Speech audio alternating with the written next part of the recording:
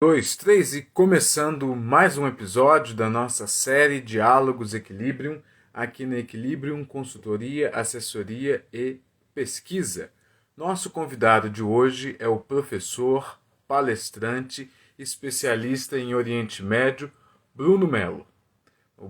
Enquanto o Bruno está entrando, a gente vai apresentar um pouco mais sobre o tema de hoje. O Bruno já está aqui. Nosso querido professor Bruno entrando. Agora, nosso querido professor Bruno Melo. Salve, salve, grande Bruno. Boa Boa noite, noite. meu caro. Como está? Tudo certo? Tudo ótimo, graças a Deus. Bem-vindo a mais um episódio da nossa série Diálogos Equilibrium. Hoje para falar sobre essa tão conturbada situação no Afeganistão. E que situação, Com né? certeza. Então, assim, para aqueles que estão entrando agora, Bruno, eu vou explicar como é que funcionam os diálogos Equilibrium e vou falar um pouco da sua biografia. Vamos ler aqui um pouco sobre, apresentar para as pessoas quem que é o Bruno. Então, os diálogos Equilibrium, eles são episódios onde a gente fala sempre de temas atuais, de conjuntura, de política externa, de política doméstica e mistura um pouco de tudo. A grande ideia dos diálogos, é por isso que eles têm esse nome, é que seja essa conversa mais despretensiosa e informal, mas falando de coisa séria. Então, assim, sobre o nosso palestrante de hoje, professor Bruno Melo, ele é especialista em Oriente Médio, cientista político formado pela Universidade de Brasília. Ele dá aula sobre esse tema e sobre outros, inclusive em cursos de idioma. E o Bruno já foi nosso professor aqui no Equilíbrio, no curso que nós iniciamos recentemente sobre o Oriente Médio. E ele é tão apaixonado pelo tema que isso o motivou a conhecer a região e a fazer curso nas mais prestigiosas universidades internacionais, como a de Cambridge e a de Tel Aviv. Então, estamos apresentados e, Bruno, vamos começar com um tema básico. A gente tem o nosso questionáriozinho aqui, né? Mas eu queria que você falasse um pouco da história, né? Porque é difícil a gente compreender do local sem saber como que se chegou lá, né?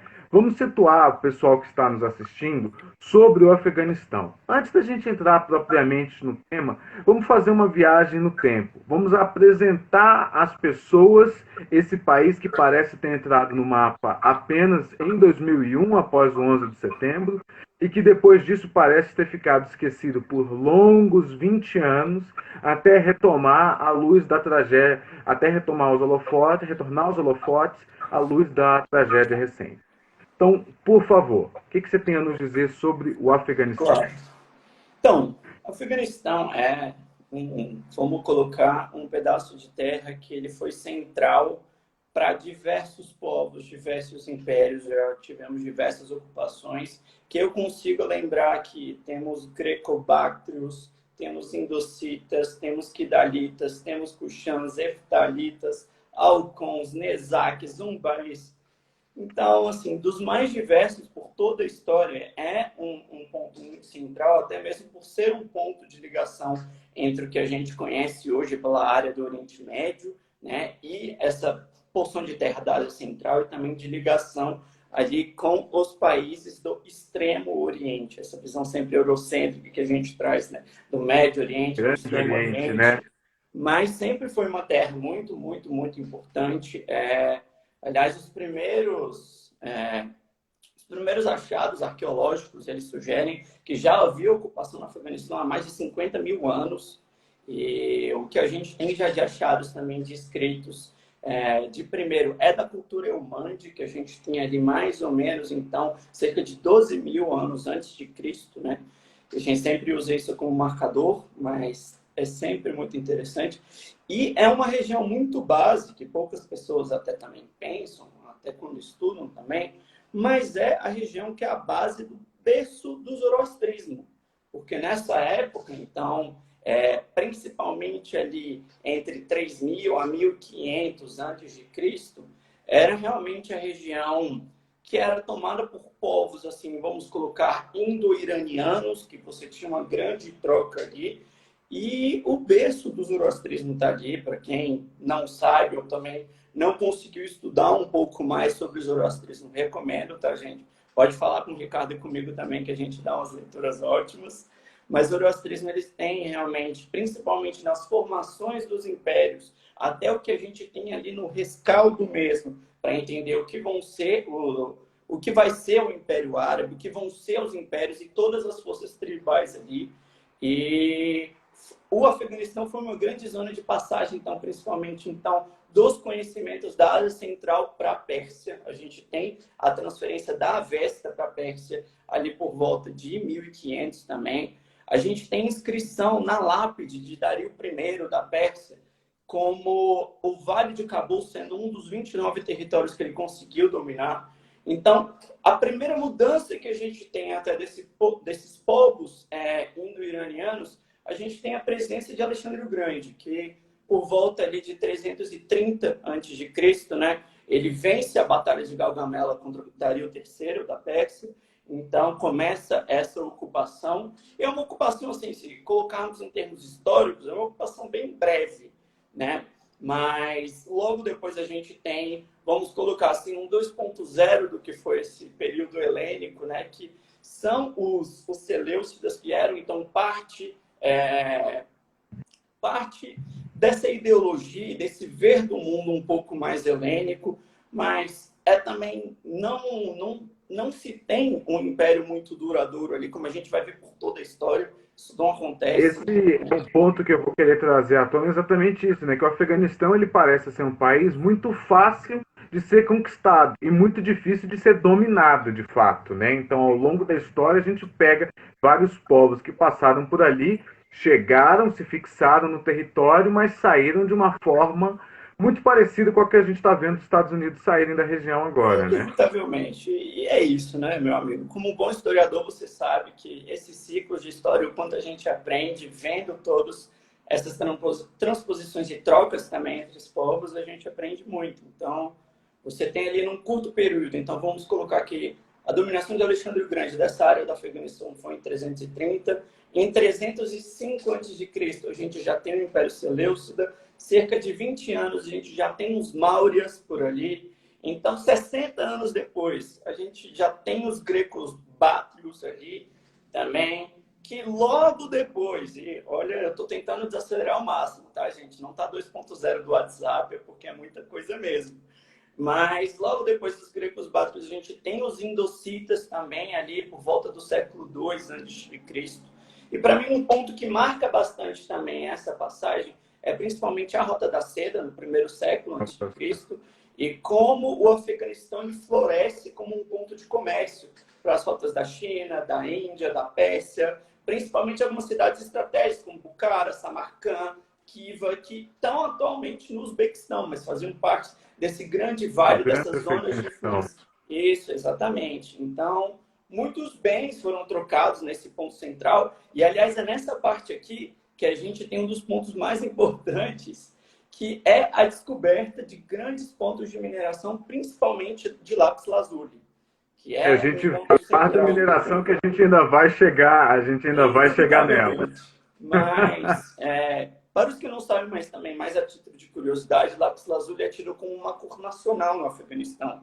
Aliás, uma das mesquitas mais bonitas do mundo é a Mesquita Azul, que está lá hoje. Ela é feita toda com base em lápis lazuli. As vestimentas reais de vários impérios que ali tomavam, elas tinham, então, inspiração no lápis lazuli exatamente por ser esse ponto de virada, então, um ponto de intercâmbio, de valorizar essa história, né, que toda a Terra teve, que todos esses intercâmbios entre os povos ali aconteceu. Então, a gente tem, vamos colocar um período aí que fica um pouco mais, a gente tem os indocitas com diversas disputas regionais, mas a grande força que chega para tirar esse domínio dos indocitas são os partos. Então, o Império Parto ele subjuga a região, mas rapidamente ele perde, né, os domínios, e principalmente seus pontos de apoio, para os seus próprios vassalos indopartos. Então, e é engraçado como a história se repete ali assim na região, porque é uma região que a gente já falou aqui de comércio, a gente já falou assim de guerras e conquistas e a gente falou de religião, né? Então, assim, todos esses elementos, eles se mesclam, eles estão sempre presentes, né? E eu queria puxar um pouquinho, né, assim, avançando, vamos colocar vamos dar um grande Claro. salto na história, mas ainda falando desses impérios, né? Vamos chegar nos Estados Unidos. Macedônios, romanos têm vestígios mais recentes, escavações arqueológicas que mostram presença romana na região, persas, mongóis, árabes, além de todos esses outros que você falou, ingleses, as guerras anglo-afegãs, né? Os ingleses consideram agora que se encerrou a sua quarta guerra anglo-afegã, soviéticos, e o ponto que a gente falou, né? Que muitos conquistaram e ninguém conseguiu dominar de fato. Então, trazendo os Estados Unidos para a história, era previsível que o mesmo fosse acontecer com os Estados Unidos? Olha, eu vou ser bem ousado com você, tá, Ricardo? Eu vou falar que sim, principalmente pelo estilo de conquista, tá? E também não vou dando spoiler, mas eu acho que isso, aliás, é um dos grandes pontos de virada para a gente ter um entendimento do que vai acontecer daqui para frente. Porque quando você teve uma subjugação, até mesmo por você ter etnias muito fortes e filosofias muito fortes se espalharam por ali, e eu cito principalmente a etnia dos Pashtun, a filosofia Pashtun Ali, que é um dos grandes pontos, aliás, os Pashtun, atualmente, eles correspondem a cerca de 42%, tá? Eles têm leituras, assim, eles participam de movimentos de releituras de escrituras, de entendimentos, de papéis sociais muito fortes. E sempre que se tenta subjugar isso a uma vontade exterior, ou uma vontade que também contraria esses mais diversos grupos, acaba que essa ocupação ela não, acaba não tendo êxito, né? Exatamente. Então, a gente vê por todo o decorrer da história como várias vezes quem derrubava os impérios eram os povos vassalos, ou seja, os que estavam ali, os que tinham os interesses regionais, eles mesmos faziam então grupos de ação, alianças regionais, para que houvesse então a derrubada daquele império central.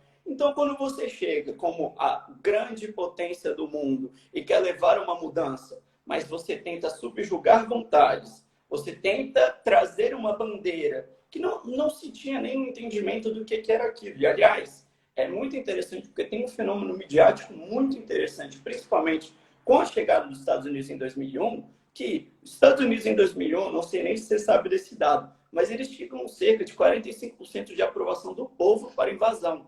Isso exatamente porque era difuso e os próprios, eu nem vou falar aqui esse nome, tá? Um tal de Talibã aí, não sei se você já ouviu falar, mas os próprios A gente vai talibãs chegar também, nele, a gente vai como chegar nele. outros movimentos, eles tinham muitos grupos que eram grupos rivais por conquista de poder regional. E então a gente tem isso muito claro, quando você tenta subjugar, então eu diria assim que já era previsível, Ricardo, tá? Eu vou pegar um elemento, Bruno, antes da gente entrar propriamente no Talibã, mas você mencionou assim, né, que ao longo da história essas alianças aqui assim, e sempre esse estudo centrado. Então, assim, existe, muitas das vezes é uma visão ocidental da coisa, né? Que os afegãos são um povo tribal, mas no sentido de colonialismo, de primitivo. Isso não se manifesta, então. A gente pode dizer que isso é uma visão, eu não quero usar o termo eurocêntrico aqui, assim, mas ocidental demais. Vou partindo Olha, porque vamos colocar o Said na história. É o orientalismo mesmo, é o ocidental olhando para o Afeganistão e dizendo: isso é um povo ignorante por não partilha. Tem muito disso, então. não, isso é indubitável. Eu acho que, aliás, para você ter um entendimento de toda essa região, vamos colocar assim como o Grande Oriente Médio, então você pegando essas faixas da Ásia Central, a gente tem um entendimento muito grande do que a gente vê, do que a gente pensa por filosofias ocidentais. Isso é indubitável. Aliás, grande parte também do movimento, até que você tem uma maior presença ocidental, é porque isso se transpõe para os próprios povos. Os povos se acham atrasados por uma visão do Ocidente, e não por algo que eles criaram, não por.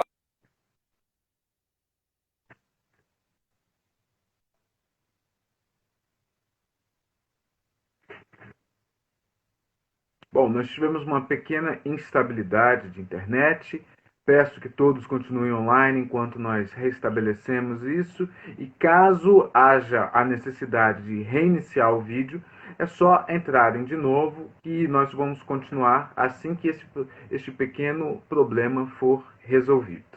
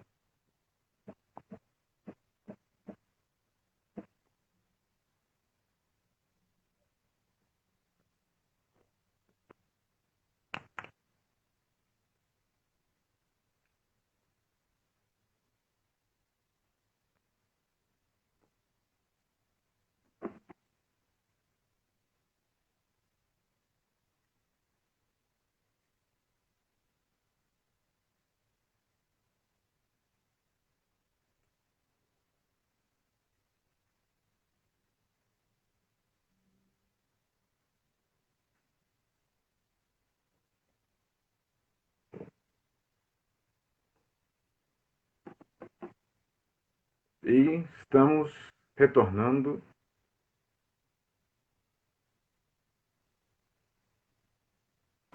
Olha, já não sei o que Todos aconteceu, mas as coisas da tecnologia, né, gente? A gente sabe. Quem aqui já acontece. não Eu teve falei para o pessoal que a reunião gente de estava home passando. office que travou? É isso, a gente tá, É né? o, é o dia, então vamos pegar trazer as pessoas de volta com o fio da história. O bom que o pessoal se manteve Não, aqui, é assim, isso. acho que o papo tá bom e foi bom até para aguçar a curiosidade nesse meio tempo, É então. isso, tudo certo, tudo certo. Mas, como eu estava te dizendo, até então, resgatando um pouco do que a gente tem muito ainda do ocidentalismo, de ver essa visão de fora e tentar entender estruturas que a gente tenta simplificar. Aliás, quem já não viu? Ah, não, é lá no Oriente Médio, é um conflito lá no Oriente Médio. E o que é isso? Que povos estão lá? Que etnias estão lá? Quais são os interesses lá? Como a gente vê aqui, os próprios interesses numa região, vamos colocar assim, pequenas, a gente pensa no Grande Oriente Médio e no Afeganistão, são diversos, tanto que você tem essas diversas alianças regionais.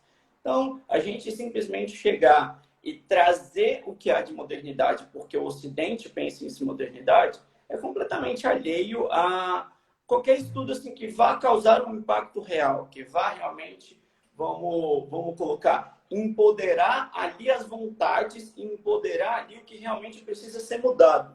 Porque essas coisas elas acabam ficando em segundo plano. E Bruno, eu acho interessante isso, né? A gente tocou nesse ponto. Vamos então falar um pouco do Talibã, né? A gente falou do Afeganistão, falou da presença dos Estados Unidos na região. E o motivo todo foi justamente entrar lá para, no início, em palavras dos próprios militares norte-americanos, caçar o Talibã e agora uma saída, apesar de caótica, negociada com o Talibã. Então a pergunta que eu faço é: geografia, religião, a gente falou da falta de unidade central, alguns dos mesmos desafios que a ISAF, né, a Força Internacional da OTAN, enfrentou ao longo de 2 décadas, são os que o Talibã agora, como governo, vão enfrentar? E nós, peço desculpas a todos, mas continuamos com uma certa instabilidade de internet. Estamos.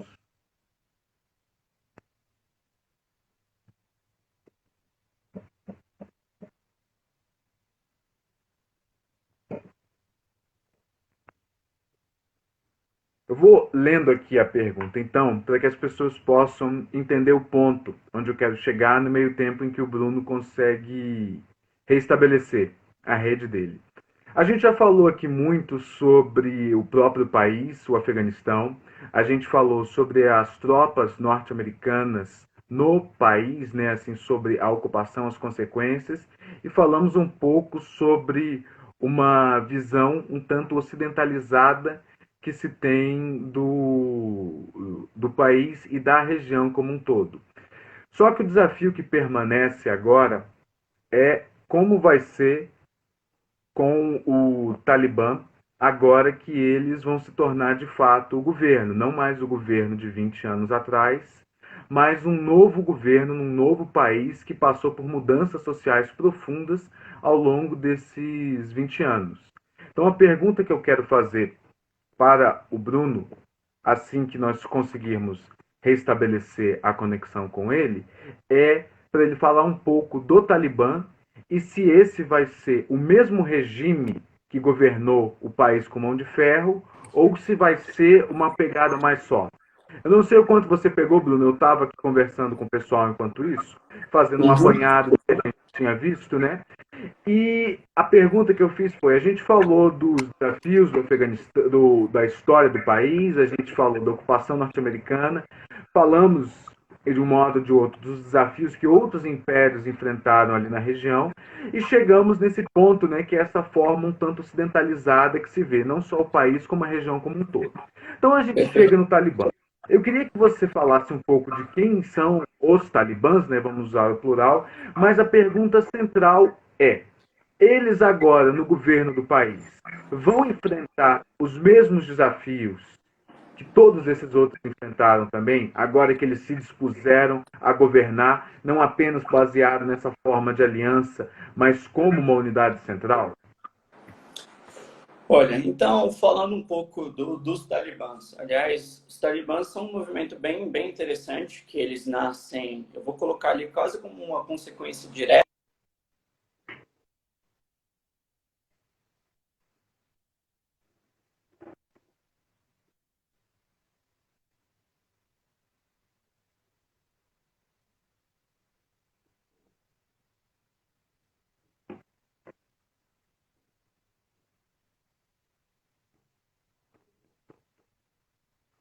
Bom, parece que novamente tivemos um pequeno contratempo relacionado à internet.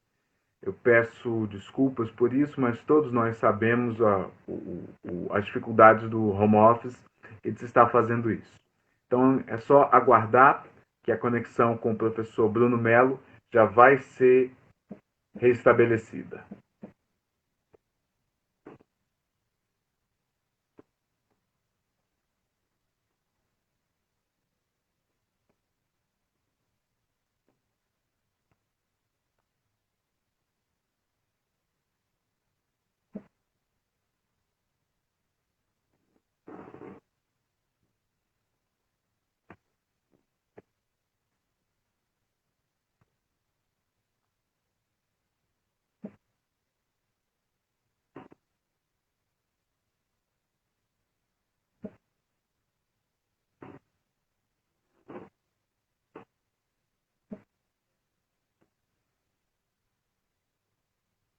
Pessoal, enquanto a gente espera aqui, se vocês têm alguma pergunta, se vocês têm alguma dúvida, algum questionamento que queira que a gente fale, alguma sugestão, algum comentário, peço que vocês enviem aqui na nossa caixa de comentários, que assim que a gente restabelecer e tiver terminado a nossa parte do nosso script, ele vai ser respondido.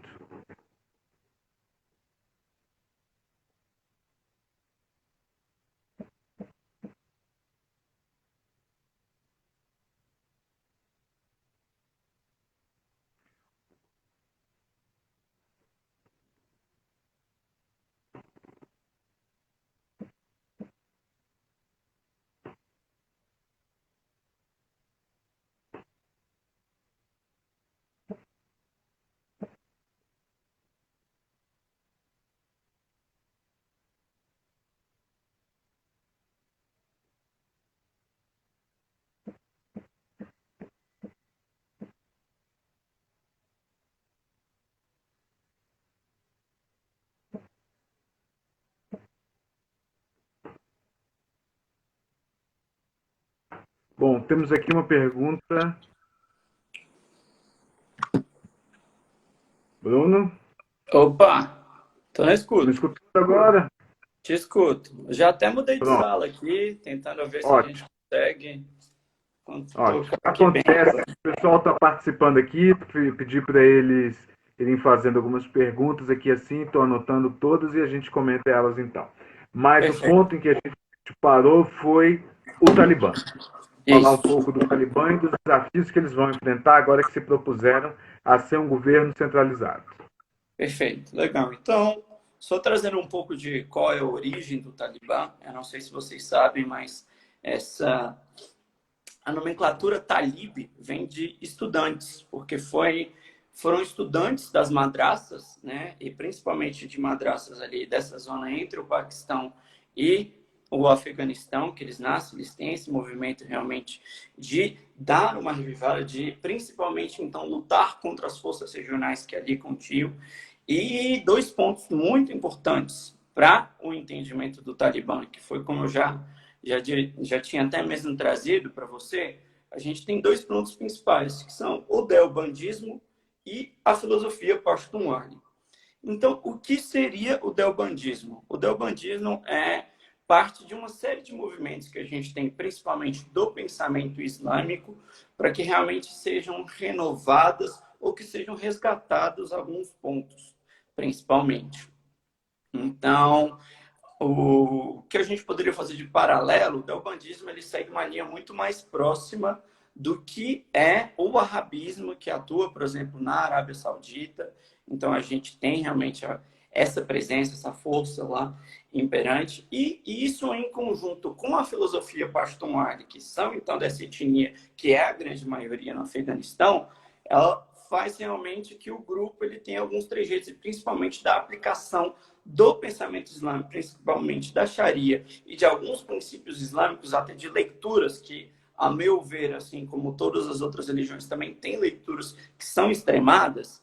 Então, a gente viu uma situação, pelo menos nesse primeiro governo talibã, que é ali de 96 a 2001, que a gente tem o Emirado do Talibã, que é exatamente isso que os Estados Unidos vai lá retirar, um governo de pouquíssimos direitos, do papel da mulher sendo completamente recluso, completamente subjugado à figura do homem. Então, a gente realmente tem que pensar em todos esses pontos que permeiam, até entender por que isso acontece, como eles aplicam isso, para entender também como que vai ser esse, vamos colocar esse modus operandi do Talibã, né? E, assim, eu tenho uma visão do Talibã que é muito parecida com a visão de quando grupos de oposição, de partidos políticos, chegam ao poder. A gente sabe, então, que, vamos colocar assim, esse ponto mais ideológico, fisiológico, religioso, ele impera muito mais quando você está nessa subida do poder. E eu acho, sim, que eles têm que ter uma postura diferente.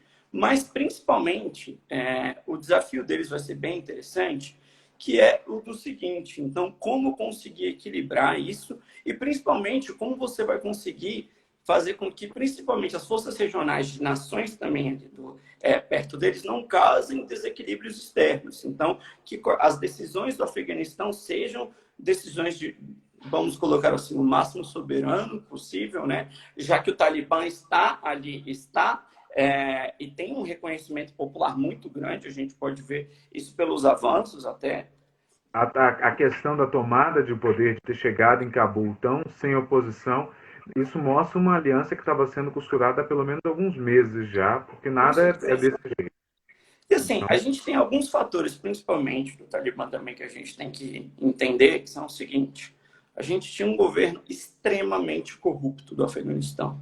Então, eu lembro até hoje, uma coisa que me marcou muito, que eu ouvi uma entrevista da BBC com parte de povos afegãos que eles estavam falando do pedágio que o Talibã cobrava em algumas rotas do país e o pedágio do governo. Que no pedágio do governo, além de não se ter segurança, eles muitas vezes eram extorquidos. Com o Talibã, eles sentiam proteção, havia um senso de comunidade. Então você vê que isso não é de agora. Você vê que não é de agora que está sendo construída. Vamos colocar assim, um outro ponto bem interessante. Está tendo uma espécie de rebranding do Talibã. Né? Então eles estão tentando se vender mesmo, e eu digo até rebranding mesmo, bem com essa linguagem bem empresarial, porque o Talibã hoje eu considero basicamente um grande empreendimento. Se você for ver, eles lançaram os dados fiscais, eles têm 1,6 bilhões de empreendimentos diversos. Então, assim, não é pouca coisa, 1,6 bilhões de a forma dólares. como eles se apresentam, né, de terem não só a questão de uma missão diplomática, de terem enviado representantes para diversos países, atores geopolíticos regionais e mundiais antes da tomada, já mostra. E é tal coisa, né? Assim, quando a gente vê várias das nações, principalmente da OTAN, tem o mote, inclusive, expresso, não de hoje, de não se negociar com terrorista, né? Mas, assim, quando Uhum. você monta uma comissão diplomática, que você senta à mesa. Foi um grande problema, me corrija se eu estiver errado, mas que se teve no passado, em alguns momentos, né? Quando os israelenses sentaram para negociar com Arafat, né? Que foi o primeiro reconhecimento formal do movimento de libertação da Palestina, né? Que eles hesitaram durante muito tempo. Então, agora, quando a gente pega e se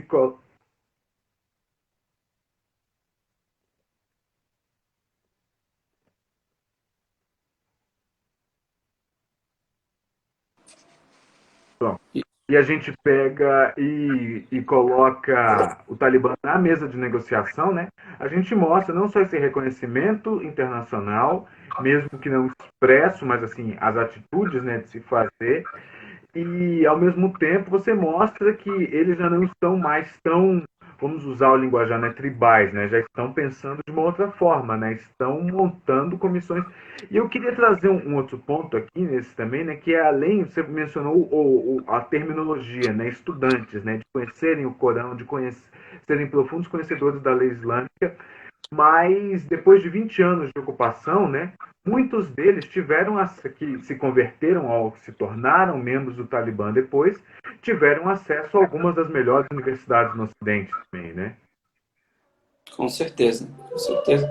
Não, e assim, eu acho que até mesmo essa negociação com o Talibã, que ela já se dá com alguns líderes há algum tempo. Então, eu vou citar aqui, principalmente, a gente lembra do plano montado pelo Donald Trump, dessa execução, que o Biden tentou fazer algumas releituras. Então, eu acho que isso até mesmo é uma acusa das forças do Ocidente de já, olha, falhamos dessa maneira aqui que estamos, não conseguimos trazer esse impacto real. Aliás, eu gosto de fazer um paralelo muito bem também. Me parece muito com a retirada dos Estados Unidos do Iraque, em que você chega, você promete uma maior democracia, só que você deixa todo um espectro político completamente dilacerado. Você deixa um país sem um mínimo de governabilidade e você basicamente sai sem um cálculo político-militar bom para que você consiga garantir minimamente o que era o seu objetivo inicial. Então, eu traço sempre esses paralelos quando eu converso um pouco do Afeganistão também. E, assim, principalmente também, como você falou muito bem, o que a gente tem que direcionar, e isso tem que estar claro, os talibãs de 20 anos atrás, eles são completamente diferentes dos talibãs de hoje em dia. E por muitos fatores. Um, maior acesso a estudos e contatos também. Dois, maiores até mesmo contatos por conta de células e também de caminhos do tráfico. Não sei se você sabe, mas o Talibã é um dos pontos-chave para todo o tráfico É de o, ópio ali da é o, região. que Então, é um outro segundo triângulo dourado, né? Um dos três, né? Depois que ele já ativou exatamente. o Sudeste Então, Asiático, se ativou na Ásia Central, né? Então, e eu acho que principalmente pelo fator que é o seguinte, os talibãs, principalmente ali, vamos colocar de 96 a 2001, eles ainda dependiam muito, principalmente da estrutura que foi deixada pelos soviéticos. Porque, assim, per capita, se a gente for pensar em investimento per capita, o Afeganistão foi o país que mais recebeu investimento soviético na história. Então, você pensa em investimento per capita, é muito grande, foi se criado toda uma estrutura. Mas, obviamente, que com a queda do Muro de Berlim ali em 91, já todas as mudanças, esses armamentos, essa estrutura em 96 a 2001, ela já estava ficando defasada. Hoje não, você tem esse contato, você tem mídias sociais, você já vê a qualidade das transmissões do Talibã. O Talibã não cai, eu caio. Você está entendendo o que é isso? Cai 3 vezes. O Talibã tem uma melhor qualidade de transmissão de vídeo uma do que coisa a que eu gente acho aqui. interessante é se a gente pegasse, por exemplo, né, o armamento e a infraestrutura que foi deixada para trás, né? Eu mencionei esse fato, né, de muitos desertores terem aderido ao Talibã, né, que é um movimento. A gente está tendo agora no Equilíbrio um curso sobre China, né? Numa leva, você teve 100 mil nacionalistas que desertaram para o exército comunista já na retomada da revolução. Então, não é exclusivo do Afeganistão. Isso acontece o tempo todo. Aconteceu em Cuba, os rebeldes e tantos outros. Mas quando a gente pega aqui assim agora, a gente vamos usar a terminologia colocando o Talibã como um grupo extremista. Eles são, sem dúvida alguma, o grupo extremista mais bem armado e equipado que se tem, né? Não são mais, você mencionou da infraestrutura deixada pelos soviéticos, não são mais os Kalashnikovs da década de 80. Eles têm M4 da mais moderna agora, tem helicóptero. tem A-29 Super Tucano lá. Então, Exatamente.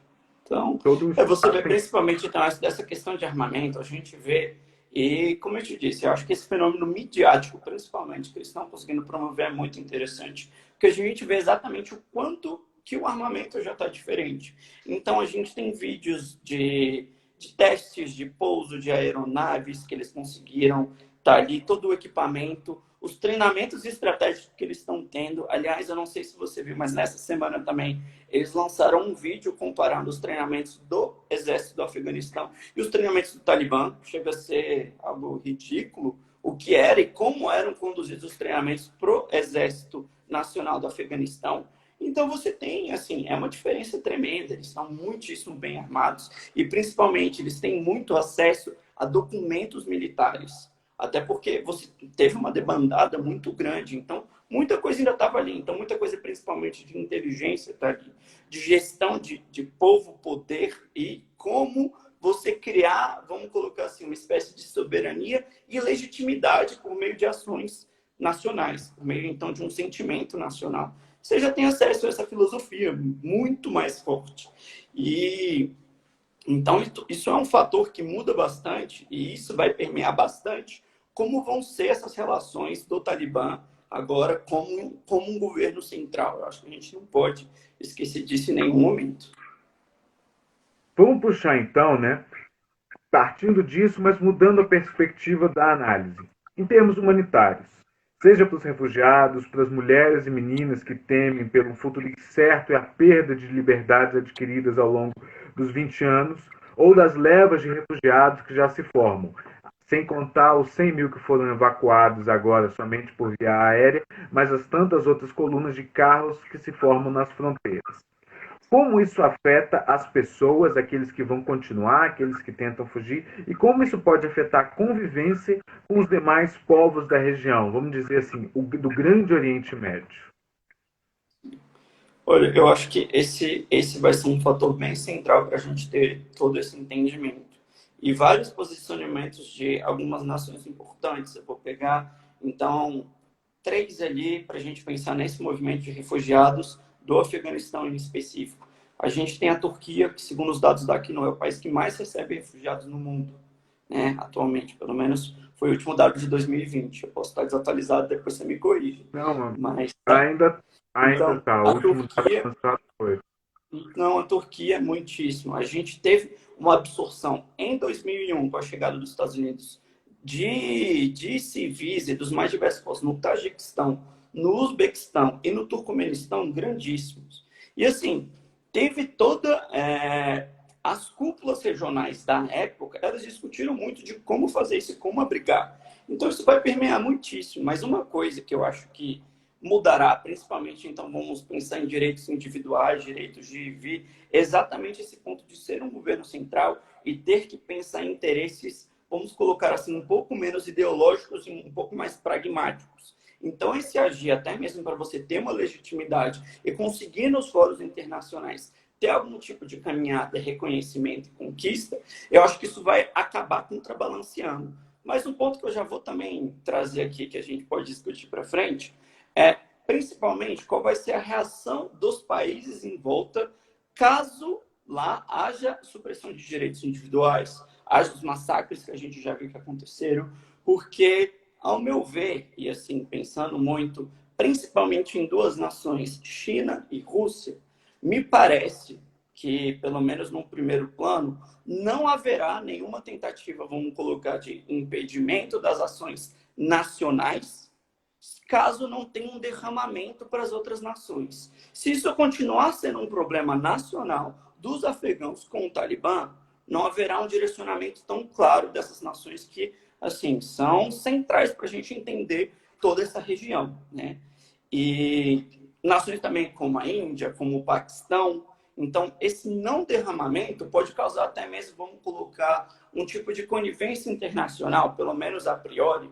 Isso vai ser muito importante, porque, aliás, na cúpula que discute direitos humanos, né, o Afeganistão tem uma representação. E hoje em dia é um emirado do Afeganistão, então serão representantes do Talibã que estarão lá discursando. Né? Então a gente não sabe qual vai ser a repercussão internacional também.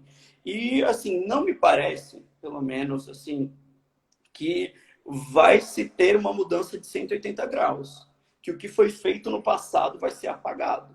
Não, até porque, apesar de serem outros momentos e até filosofias, vamos colocar, com mais que de modernidade, trazendo nessa filosofia ocidental de novo, mas trazendo um pouco mais de modernidade, isso não vai ser um 180, né? Então, essas já começaram a acontecer, aliás, nos primeiros dias de evacuação, a gente já teve, então, partes do aeroporto pegando fogo, a gente já teve alguns tiros sendo trocados, a gente tem imagens assim que são alarmantes. Então, a gente tem a divisão de alguns aeroportos do Afeganistão, em que o domínio do Talibã, eles basicamente atiram por todos os cercados, né, para que as pessoas não consigam vir para esse lado de dentro.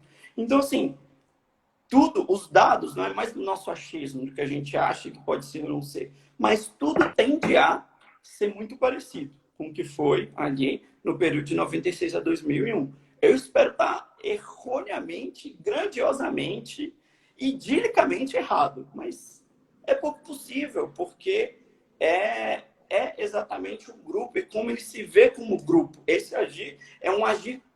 Então, esse fenômeno de grupo, ele se dá assim. Então, é muito difícil que a gente consiga só retirar esse elemento. Até porque se perde um pouco também da essência de como foi a construção desse movimento. Né?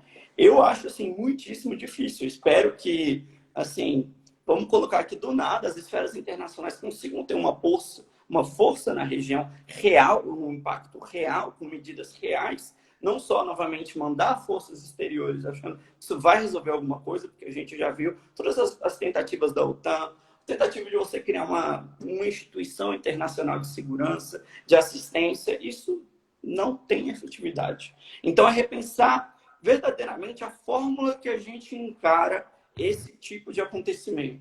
E como que a gente pode encarar isso, falando de modernidade, de uma maneira real, moderna, efetiva, eficaz.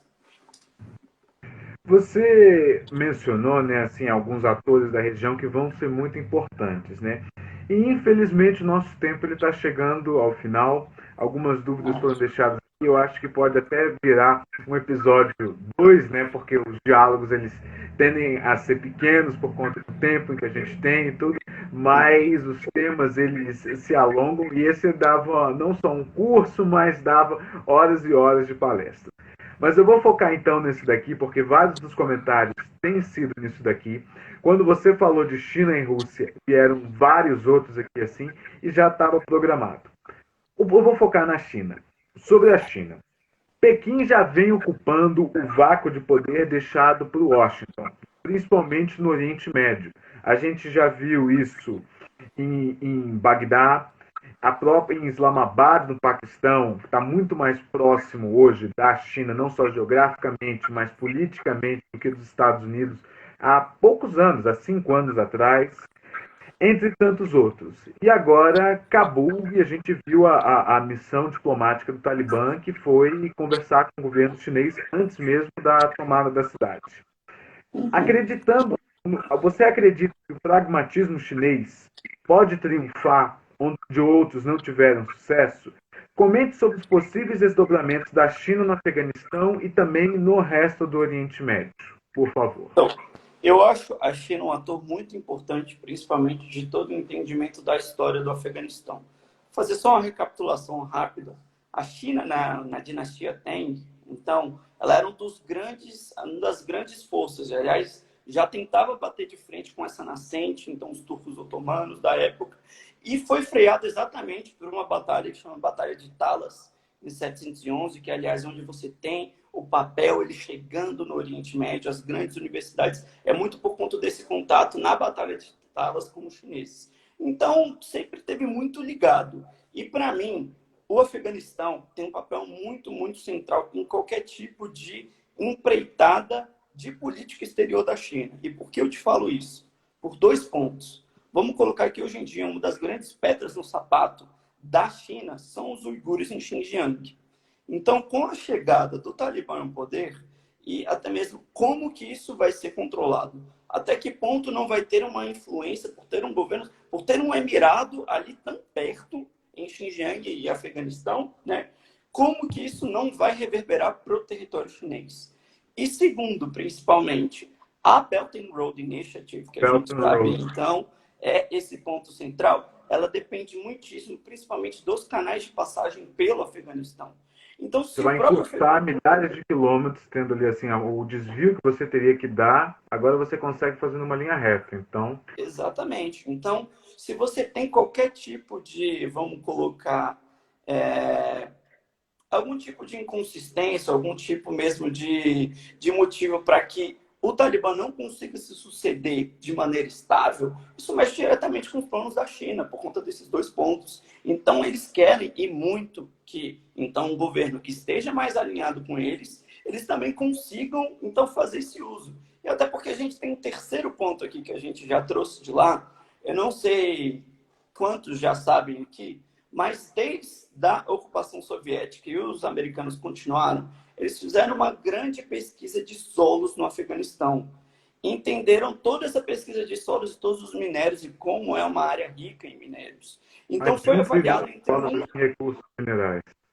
Exatamente. Então os recursos minerais no Afeganistão também são centrais. E quem é hoje em balança comercial que tem um ponto fortíssimo o uso de minérios. Então, para os mais diversos pontos da produção, tanto já de matéria-prima, como com um produto final. Então, vai ser importantíssimo para a China. E é por isso que eu te falo, até resgatando um ponto que eu trouxe aqui antes também, é o seguinte, a China é a potência que surge agora, emergente, que tem a maior chance de prosperar em conjunto com o Afeganistão, porque ela não quer subjugar. Ela precisa dessa estabilidade. Ela precisa de alguém que vá ajudar nesses pontos. Então, seja nessa parte de comércio, seja na Belt and Road, ela precisa desse ator. E ter esse ator e ser um porta-voz com peso internacional para esse ator também é importantíssimo para o próprio Talibã como governo central. Então, eles vão alimentar essa simbiose de um estar dependendo por motivos assim particulares de cada um deles, óbvio, mas eles vão acabar alimentando isso e eu acho que esse pragmatismo chinês ele tem mais chance do que sempre teve de dar certo nesse momento. Então, eu acho que é isso. A gente tem que ficar muito de olho das cenas de todos os próximos episódios, né? Porque Muitas qualquer cenas falsas segundo, um rearranjo internacional muito rápido, né? Assim, muito vários rápido. passos sendo dados e é aquilo que a gente já debateu algumas vezes, foi mencionado, né? Assim, nas nossas newsletters, nas nossas análises, tem sempre sido falado. E hoje em dia, né, assim, as pessoas tendem a fazer aquela comparação com o mundo bipolar da Guerra Fria, né?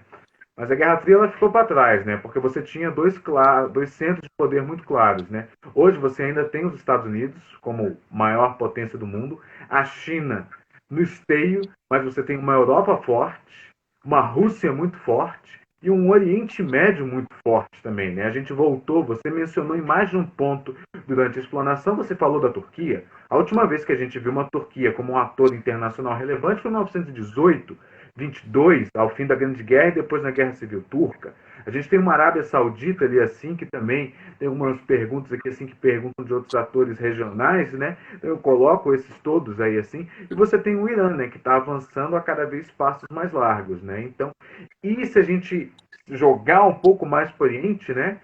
Eu acho que o Japão também vai entrar logo, logo nessa equação, né? Como um player muito importante e que faz um comércio muito bom com essa região ali, assim, principalmente alguns países aqui do sul da Ásia Central, né? Então, Com certeza, com certeza. Então, é entender, eu acho que para a gente fazer qualquer análise de tabuleiro político, ainda mais tabuleiro político mudando assim, literalmente da noite para o dia, a gente tem que ver que tem muita coisa em jogo aí, né? Literalmente, assim. Eu acho que as ações, pelo menos assim, nos próximos 6 meses vão estar de entendimento e de direcionamentos para ver como vai ser esse novo agir. Porque isso realmente dá um twist carpado, assim, tudo que estava de programação para ir para o próximo ano. Então, os países eles têm que se entender também, fazer todo esse cálculo para ver como que vai ser esse reagir. Porque a gente sabe também, aliás, muito importante, reações internacionais ou a não reação também é uma reação. Então, o não posicionamento também é um posicionamento. Então, até que ponto algumas nações também vão ficar nesse não posicionamento? São todas coisas que a gente tem que ver daqui para frente, mas, assim, e é muito difícil. Eu tenho um conhecido que ele estava no Afeganistão agora. Aliás, trazendo aqui surpresa. Ele estava no Afeganistão agora e ele me mandou uma filmagem das pessoas basicamente, assim, cerca de 20 mil pessoas andando pelas montanhas, saindo do Vale de Cabul, porque não tem a mínima condição de se ter uma saída pelos aeroportos, porque tá, assim, literalmente, você parece a invasão zumbi começou, é isso. É pisoteamento, você tem vários tiros de aviso, então não se tem o mínimo ali de, cara, se eu seguir, então, se as instruções são para ir para o aeroporto, que eu vou conseguir ser levado para uma área mais segura, isso não acontece de verdade, não há essa efetividade real. Aliás, há 15 minutos atrás saíram os 3 últimos aviões americanos. Tá? Então, a evacuação que estava prevista para terminar amanhã, né, já foi exatamente. dado como Eles encerrado. já estão em voo. Já estão em voo. Então, a gente acaba aqui essa ocupação americana 15 minutos atrás. Então, é muito difícil, é isso que eu estou dizendo. Em 15 minutos, a gente já tem um marco central para esse entendimento, que é o fim dessa presença americana depois de 20 anos. Né? E tem muita coisa aí, Ricardo, tem muita coisa aí.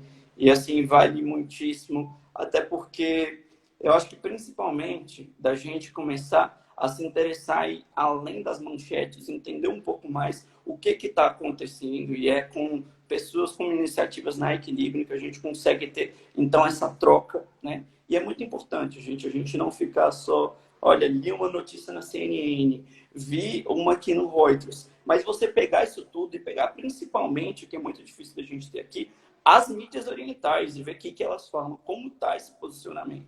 Porque é assim que a gente consegue uma síntese de ideias e entender um pouco mais do que está tendo, do que está acontecendo de verdade. Porque nunca vai ser só um lado, nunca é tão simples, nunca é preto no branco. Né? Tem vários lápis lazuli aí nesse meio desse preto e branco. Bruno, infelizmente nosso tempo chegou ao final. Eu queria te agradecer. Vamos ter, com certeza, mais episódios para falar não somente de Oriente Médio, mas de política internacional. Para aqueles que ainda não nos seguem, eu faço o convite que sigam o canal oficial do Equilibrium, esse que vocês nos assistem, @Equilibrium_CAP. Sigam o Bruno, me sigam também. E esse vídeo vai ficar disponível no nosso Reels para quem quiser assistir depois, para quem quiser reassistir, para quem não pôde assistir, indiquem para os amigos, assinem nossa newsletter e é isso. Muito obrigado, Bruno, pela sua participação. Muito obrigado a todos aqueles que nos assistiram. Eu vou já até pedir desculpa, tá, Ricardo? Não, Fatores que a gente não não, controla. não, não. Era para ficar São um lindo fatores vídeo que para postar no acontecem Reels, e mas para os né, que a gente... estão E para os que estão de fora, né? Eu e o Bruno estamos em Brasília, então, assim, milagrosamente está chovendo em agosto em Brasília. Então, isso pode ter contribuído também. Ai, com certeza, com certeza. Mas é isso, eu agradeço muito por esse espaço, porque eu acho que a gente trazendo isso para espaços públicos, a gente trazendo isso para espaços que as pessoas possam consumir esse tipo de conteúdo de maneira facilitada, de maneira leve, como tem que ser. Esse entendimento ele não pode sempre ser, às vezes, o mais pesado, o mais denso, até porque, ainda mais você entrando em contato com esse conteúdo agora. Então, trazer esse tipo de dinâmica, trazer esse outro tipo de roupagem também para essas discussões é muito importante, até para a gente ter um Falando alcance. isso mais para as pessoas, né, Bruno, para aqueles que nos assistem, o nosso mote sempre foi ser, o nosso lema é equilibre os fatos e seus porquês. A gente gosta de sempre ir atrás, né? A gente gosta de conectar as pessoas e explicar e mostrar que realidades, às vezes, que parecem tão distantes, tão díspares, né? Tem tudo a ver com o nosso cotidiano, né? O mundo ele se globalizou muito rapidamente e agora não somente na economia, nas cadeias globais, mas todos os efeitos, um acontecimento do outro lado do mundo, né, usando a terminologia antiga que a gente tinha falado, influencia no nosso dia a dia. Então, o nosso grande objetivo aqui, eu acho que primeiro como acadêmicos, como professores, né, que é explicar, vários comentários aqui agradecendo a didática, nós que agradecemos pelos comentários, mas é justamente esse, é desmistificar e explicar para as pessoas. Com certeza, é isso. Seguimos fortes e vamos em frente, gente. E, novamente, caso tenha ficado algum ponto e vocês queiram também, podem me acessar aqui a qualquer momento. Se quiserem mandar um áudio aqui no Instagram. O Todos, Ricardo também, exatamente, tenho certeza todos que vai os ficar nossos feliz. contatos vão ficar no Reels também. Quem quiser, só deixar uma perguntinha lá na caixa de comentários que vai ser respondida, tenho certeza. Com Tá certeza, bom? contem com a gente. Até mais, muito Gente, obrigado muito a todos que obrigado. nos Não, assistiram. mais uma vez, muito obrigado e uma excelente semana a todos. Tchau, tchau. Tchau, tchau.